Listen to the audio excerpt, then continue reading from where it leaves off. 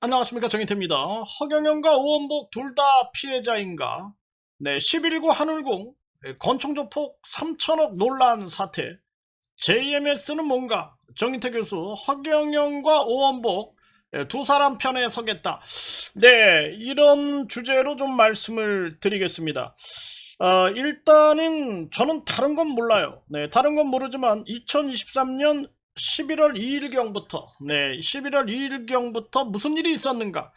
네, 종교범죄대책협의회에서, 네, 그 박땡땡이, 네, 박땡땡이가 1대 상임대표로 있었고, 김땡땡이가, 네, 이 2대 상임대표로 있었습니다. 그리고 이제 제가 이제 3대 상임대표를 맡았죠. 네, 그러니까 그때부터는 모든 상황을 제가 다 알고 있는 거죠. 네, 그래서 제가 종합적으로 판단을 해보면 결국에는 허경영과 오원복 둘 다 피해자가 아닐까, 이런 생각을 안 할 수가 없습니다. 네, 그래서 11구 한울군 권총조폭 3천억 논란 사태, 네, 이 부분에 대해서는 제가 아는 범위에서 이제 할 말을 해야겠다라는 생각을 하게 되는 거죠. 네, 그리고 허경영은 지금 A4 용지 54장으로 네, 억울함을 호소하고 있는 거예요. 극심한 아주 극단적인 억울함을 호소하고 있는 거죠. 그러면서 JMS까지 언급을 하고 있는 그러한 상황입니다. 그래서 정인태 교수는 네, 허경영과 오원복 두 사람 편에 서겠다. 그래서 진실을 규명하겠다. 네, 요게 이제 저의 입장이고, 또 네, 또 그 대순진리 통합위원회 박기성 위원장, 네, 박기성 위원장의 입장과 비슷한 입장이 아닐까. 네, 둘의 공통점은 진실을 추구한다라는 거. 네, 요게 이제 공통점이 아닐까. 이렇게 생각을 하게 되는 거죠. 네, 그래서 허경영이 네, 이 언론 매체를 통해서 네, 본인이 우주만물 창조신이다, 재림예수다, 네, 미륵부처다, 뭐 하나님이다, 네, 이렇게 그동안 주장을 해왔는데 아주 나약한 인간의 모습으로 네, 허경영이 이 억울함을 호소한 그러한 내용이 있습니다. 그래서 HBN 뉴스다. 네, 여기서 허경영은 네, 이렇게 얘기를 하고 있는 거죠. 네, 경영권을 넘기지 않으면, 네, 경영권을 넘기지 않으면 JMS와 엮어서 감옥 보내겠다 주장, 이 논란이 되고 있다. 네, 허경영 한울공 사태를 재수사를 촉구한다. 이런 내용의 이제 기사가 나왔는데, 이거 보면 아주 허경영의 아주 그 애절함, 네, 그리고 아주 고립감, 네, 그리고 아주 지독한 어떤 그 배신감, 뭐 이런 것들이 이렇게 느껴지고 있는 거죠. 그래서 피를 토하는 심정이다. 네, 진실은 아직 밝혀지지 않았다. 이러면서 이 사건이 이제 불송치 결정이 난 것에 대해서 네, 이 억울함을 표현하고 있는 거예요. 네, 그러면서 JMS 세력에 의해서 이제 조종당하고 있다, 이 허경영이. 그리고 JMS 사람들이 이 한울공 자금을 모두 빼돌리고 있다.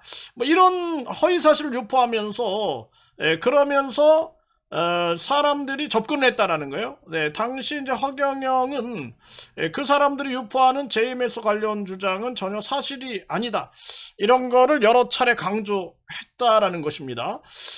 그러면서 허경영을 JMS 세력으로부터 구해내기 위하여 특별 조직을 만들어야 한다, 뭐 이런 얘기를 하면서 한울공 사람들을 자기 편으로 모았다, 이렇게 지금 이제 허경영은 주장을 하고 있는 것입니다. 그러면서 협박 문건을 가지고 네, 뭐 영성사업 법인 등기부등본을 가지고 와서 한울공 경영권을 이관해라, 네, 그러면서 거액의 자금 제공을 요구했다, 이렇게 주장을 하고 있는 거죠. 네, 그러면서 이 영성사업 법인의 등기부등본을 제시하면서 내가 평생에 일군 것을 넘기라고 요구했고, 만일 그 요구를 들어주지 않으면 허위 내용으로 네, JMS와 나를 엮어서 집단 고소고발을 하여 나를 감옥에 보내고 한울공을 완전히 망가뜨리겠다라고 협박을 했다라는 거예요. 이 허경영의 주장입니다. 허경영의 주장. 네, 그러면서 이것이 이제 공갈, 네, 협박, 네, 업무방해에 이제 해당할 수 있다. 네, 이렇게 이제 법조계의 의견을 얘기를 하고 있는 거죠. 네, 그러면서 허경영을 압박하기 위해 각종 방법을 동원을 했다라는 거예요. 그러면서 이제 허경영은 문자 메시지와 녹취록이 존재한다. 이렇게 얘기를 하는 거죠. 네, 그래서 이 허경영이 이제 이걸 가지고 이제 특수공갈미수로 이제 고소를 한 것 같아요. 그러다 보니까 오원복 선생님도 이제 그 이름이 거기에 이제 들어가 있는 거죠.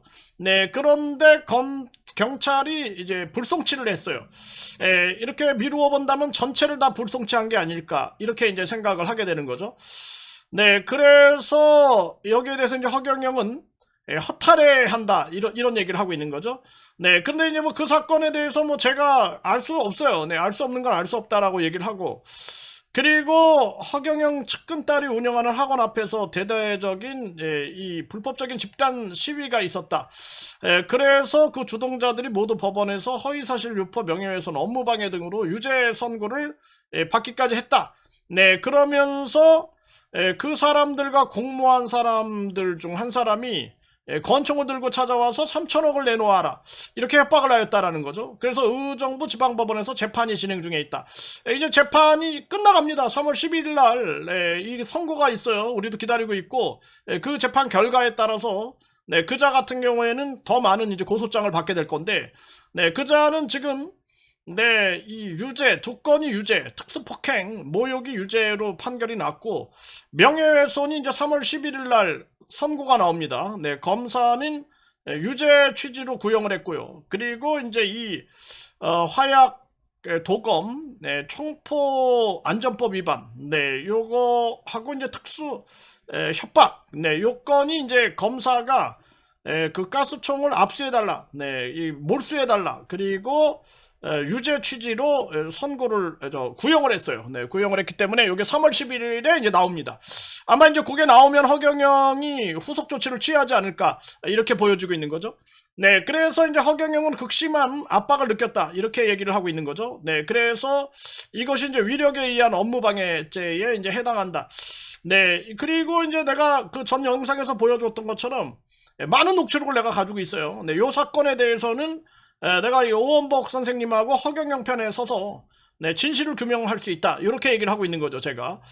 네, 그래서 이 내삼 전체가 무너지는 느낌이었다, 이렇게 이제 이 토로를 하고 있는 그러한 상황이에요. 굉장히 아주 연약한 사람의 모습으로 허경영이 지금 이러면서 이의 신청을 하면서 검찰은 사건을 다시 검토하고 재수사를 지휘할 수 있는 그런 상황이 있다, 이제 이렇게 얘기를 하고 있는 건데, 제가 봤을 때는 이 사건, 다른 건 모릅니다. 저는 다른 건 제가 전혀 모르는데, 제가 아는 범위에서 11구 사태, 이건 내가 추적을 했고, 여기에 관련된 많은 녹취록을 내가 가지고 있기 때문에 그 허경영 편에서 연락을 하면은 그 녹취록 다 전달해 주겠다. 아무런 나는 조건도 없다. 그리고 오직 진실을 밝히는 거 외에는 다른 어떤 것도 없다. 그리고 그 지금 오원복 선생님은 도리어 A씨라는 자를 고소했어요. 그러니까 이 A씨에 관해서는 오원복 선생님도 고소를 하고 또 특수공갈미수로 고발까지 했다라는 거예요. 그리고 뭐 변호사법 위반으로도 지금 여러 사람들이 또 고발을 한 그런 정황이다, 이렇게 보여지고 있는 거죠.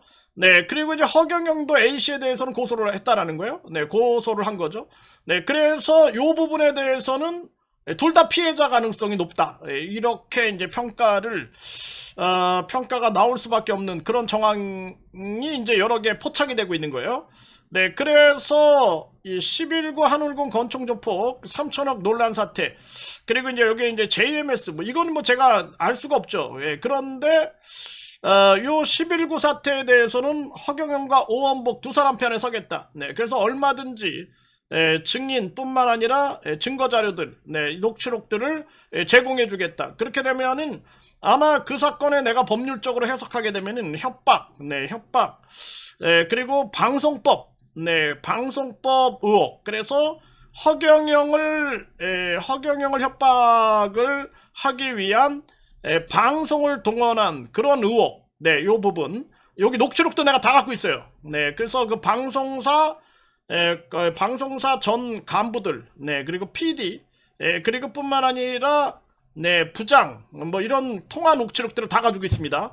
그래서 이런 거 다 전달해 줄 수 있겠다. 네, 그래서 이걸 가지고 이제 업무 방해, 그리고 뭐 이 특수 공갈 미수라든지 또는 특수 뭐 협박이라든지, 뭐 굉장히 많은 건이 이제 충분히 가능한 그런 상황이 될 수가 있는 거죠. 네, 그래서 뭐 허위사실 유포 명예훼손도 충분히 가능하지 않을까 이렇게 보여지게 됩니다. 그래서 이 부분에 대해서는 내가 두 사람 편에 서겠다. 네, 그래서 허경영 측에서 언제든지 연락을 하게 되면은 내가 증거 자료들, 녹취록을 싹 다 제공하겠다. 네, 그렇게 되면은 아마 허경영이 주장하는 거와 그리고 또는 이 오원복 피해자가 주장하는 거 그리고 종교범죄대책협의회에서 이 어떻게 보면 종교범죄대책협의회도 피해자거든. 네, 그 A씨에 대해서는 여기서 이제 주장해 주는 게 상당히 설득력이 있을 것이다. 네, 저는 그렇게 보고 있는 거죠. 네, 그래서 허경영 측에서는 언제든지 연락을 하면 증거 자료들을 내가 전달해 주겠다. 단 중요한 것은 이 허경영이 이걸 알아야 돼요.